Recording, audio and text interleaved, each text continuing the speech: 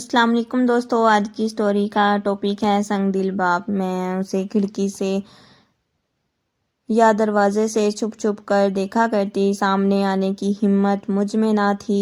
سچ تو یہ ہے کہ وہ میرے دل میں چھپ چکا تھا، اس کی محبت، 5 نظروں کا نشہ، دوسری طرف ابا کا خوف اور کم عمری کا عذاب۔ مجھ سے اپنا آپ سنبھالنا مشکل ہو رہا تھا۔ اسے دیکھ کر لگتا تھا جیسے وہ شرارت کرنے والا ہے یا شرارت کر کے آیا ہے۔ میں اس سے دور ہی رہنے کی کوشش کرتی، مگر وہ مجھ سے بات کرنے کا کوئی موقع ہاتھ سے نہ جانے دیتا۔ میں پریشان تھی، اگر ابا نے اس کی بے باکی دیکھ لی تو کیا ہوگا، میں سوچ کر کانپ جاتی۔ اس نے مجھے عجیب صورتحال سے دوچار کر رکھا تھا۔ میرا نام مریم ہے۔ میں نے کسی دانشور کا قول پڑھا تھا کہ پتہ نہیں لوگ بیٹیوں کے نام مریم، زینب کیوں رکھ دیتے ہیں۔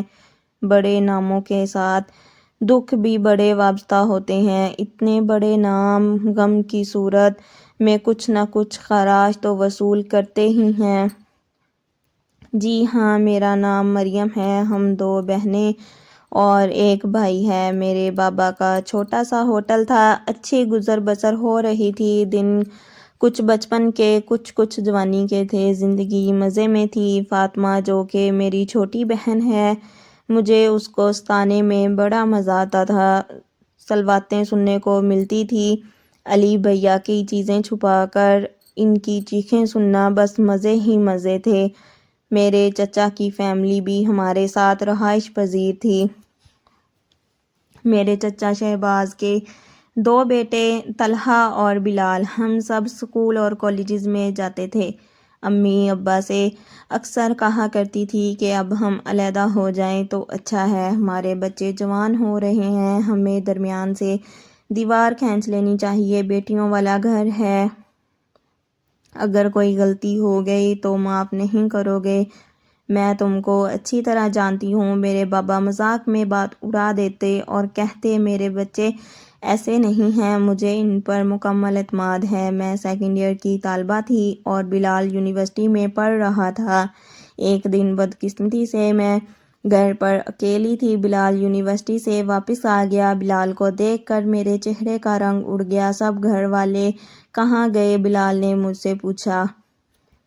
امی اور چچی بازار، باقی سب سکول اور کالج۔ بلال کا موڈ ایک دم بدل گیا، وہ میرے قریب، بالکل قریب آ گیا۔ میں اس سے دور ہونا چاہی کہ اچانک اس نے میرا بازو پکڑ لیا۔ میں اندر تک لرز گئی۔ چھوڑ دیں مجھے، میں نے التجا کی۔ اس نے سختی سے میرا بازو پکڑ رکھا تھا۔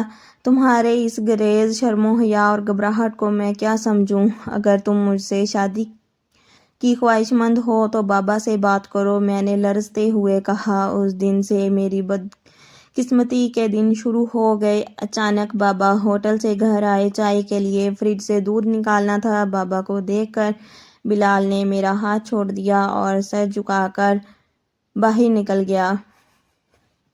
رات کو جب چچا شہباز گھر آئے تو بابا نے نہایت صدمے سے چچا سے کہا، اب میں بلال کو دیکھنا نہیں چاہتا، یا تم یہ گھر چھوڑ دو یا میں یہ گھر چھوڑ دیتا ہوں۔ بھائی جان، بچوں سے غلطی ہوئی ہے، اتنی بڑی بات نہیں ہے، میں مریم بیٹی کا ہاتھ مانگتا ہوں، آج سے مریم میری بہو ہے، بہت جلد میں اس کو بیاہ کر لے جاؤں گا، گھر کی بات گھر میں ہی رہنے دو، بات گھر سے نکلی تو بہت بدنامی ہوگی۔ چاچا نے بابا سے التجا کی، لیکن میرے ابا نے ان کی ایک نہ سنی اور ہم بہاولپور شفٹ ہو گئے۔ میرا دل پڑھائی سے اچاٹ ہو گیا، ایک تو بلال کی جدائی اور دوسرا بابا کا مجھ سے لا تعلقی۔ غلطی اتنی بڑی نہ تھی، بعض دفعہ والدین بھی اولاد کے لیے آزمائش بن جاتے ہیں۔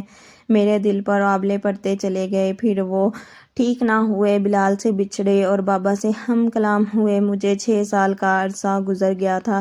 ہمیں رشتہ داروں نے بتایا کہ بلال کی شادی پھپھو کی بیٹی سے ہو گئی ہے۔ پھر پتہ چلا کہ بلال کے 2 بیٹے ہیں۔ ایک دن اچانک بابا کے ساتھ چچا ہمارے گھر آئے۔ مسجد میں ان کی صلح ہو گئی تھی اور ساتھ ہی میری بہن فاطمہ اور طلحہ کا نکاح بھی طے پا گیا تھا۔ بابا اور چچا خوش گپیوں میں مصروف تھے اور میں حیرت کے سمندر میں غوطے کھا رہی تھی کہ بابا نے میرے اور بلال کے حوالے سے ایسا کیوں نہ سوچا۔ یہ سراسر مجھ سے زیادتی ہے، میں نے دکھ سے سوچا اور چچا چلے گئے۔ میں 6 سال بعد بابا سے ہم کلام ہوئی۔ میں نے بابا سے کہا، میرے اور بلال کے حوالے سے آپ نے نرمی کیوں نہ دکھائی؟ میں اب صلح نہیں ہونے دوں گی۔ صدمے سے میرا دل پھٹ رہا تھا۔ بابا کو اپنی غلطی کا احساس ہو چکا تھا۔ انہوں نے سر جھکا کر کہا، اب کچھ نہیں ہو سکتا۔ میں نے شہباز کو لوگوں کے سامنے فاطمہ کا رشتہ دیا ہے۔ میں نے ایک بار پھر واپس سے کہا، میں یہ صلح نہیں ہونے دوں گی، لیکن بابا نے زندگی میں صرف اپنی منوائی تھی۔ فاطمہ کی شادی کی تیاریاں زور و شور سے شروع ہو چکی تھی۔ روز بازار کے چکر لگائے جا رہے تھے۔ فاطمہ بے حد خوش تھی۔ ایک دن فاطمہ نے میرا اداس چہرہ دیکھ کر بڑے غرور کے ساتھ کہا، میری اور طلحہ کی شادی میں رکاوٹ مت بنو۔ تمہاری بدقسمتی کی میں ذمہ دار نہیں ہوں۔ فاطمہ کے الفاظ مجھے مشتعل کر گئے، لیکن میں خاموش رہی، کیونکہ خاموش رہنا وقت کا تقاضا تھا۔ شادی کا دن آن پہنچا۔ میں صرف بلال کو تلاش کر رہی تھی۔ جیسے ہی میری اور بلال کی نظریں آپس میں ملی، ہمیں سکتہ ہو گیا۔ بلال نے دونوں بیٹے ماں کے حوالے کیے اور میری دوست کے گھر چلا گیا۔ میری دوست نے مجھے بلال کا پیغام دیا کہ بلال تم سے ملنا چاہتا ہے۔ میں اپنی دوست کے گھر آ گئی۔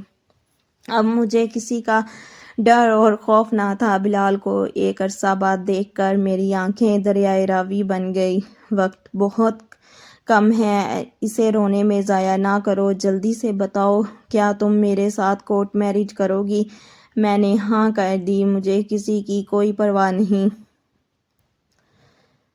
مریم، میں شادی شدہ 2 بچوں کا باپ ہوں۔ پتہ ہے بہت ہنگامہ ہوگا، لیکن میں تم تک کسی کو نہیں آنے دوں گا۔ فاطمہ کے پرغرور الفاظ نے میرے اندر آگ لگا رکھی تھی۔ فاطمہ کی شادی کے 2 دن بعد میں نے بلال سے نکاح کر لیا۔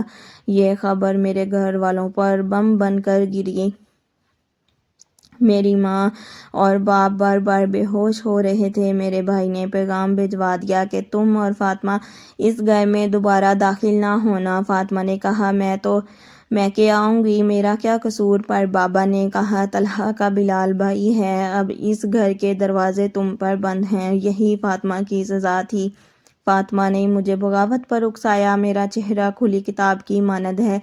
تمام کشتیاں جلا کر ساحل تک آنے کی تکلیف میرے چہرے پر رقم ہے۔ میں بابا کے گھر سے بے دخل ہونے